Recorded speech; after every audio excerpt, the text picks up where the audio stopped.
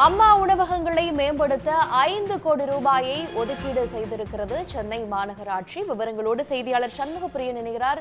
சண்முகப்பிரியன், இந்த அம்மா உணவகங்களை மேம்படுத்தக்கூடிய திட்டத்தில் என்னென்ன அம்சங்கள் இடம்பெற இருக்குது? உணவு வகைகளும் கூடுதலாக சேர்க்கப்பட இருக்கா?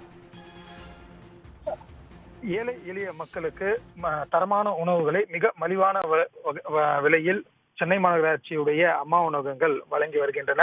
குறிப்பாக இந்த அம்மா உணவகங்களின் உட்கட்டமைப்பை மேம்படுத்தவும் தரத்தை அதிகரிக்கவும் தற்போது சென்னை மாநகராட்சியால் 5 கோடி ரூபாய் நிதி ஒதுக்கப்பட்டு அந்த உட்கட்டமைப்பு மேம்படுத்தக்கூடிய பணிகள் என்பதை சென்னை மாநகராட்சி நிர்வாகம் தொடங்கி இருப்பதாக தற்போது தகவல் வெளியாகி இருக்கின்றன. குறிப்பாக சென்னை மாநகராட்சிக்கு உட்பட்ட பகுதிகளில் சுமார் 399 அம்மா உணவகங்கள் இயங்கி வருகின்றன. இந்த அம்மா உணவகங்கள்ல ₹1 இருந்து ₹5 ஒரு தனிநபர் தன்னுடைய பசியை போக்கிக் கொள்ளக்கூடிய வகையில உணவு வகைகள் என்பது வழங்கப்பட்டு வருகிறது. சமீபத்தில் நடைபெற்ற சென்னை மாநகராட்சியின் மாமன்ற கூட்டங்களில் எல்லாமே மாமன்ற உறுப்பினர்கள் அம்மா உணவகங்களின் உட்கட்டமைப்பை மேம்படுத்த வேண்டும் என மாநகராட்சி மேயர் பிரியாவிடம் தொடர்ச்சியாக கோரிக்கைகள் விடுத்து வந்திருந்தனர்.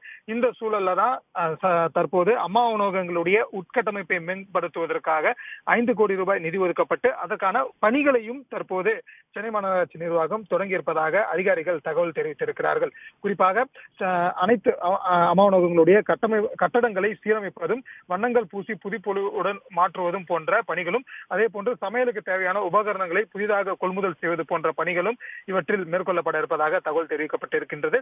மேலும் இந்த அனைத்து பணிகளையும் அந்தந்த மண்டலத்துக்கு உட்பட்ட அதிகாரிகள் முழுமையாக நேரில் கண்காணித்து இதனை தரமான வகையில செயல்படுத்த வேண்டும் என்பதும் அனைத்து அதிகாரிகளுக்கும் சுற்றறிக்கை மூலமாக தகவல் தெரிவித்திருப்பதாக மாநகராட்சி நிர்வாகம் தெரிவித்திருக்கிறது.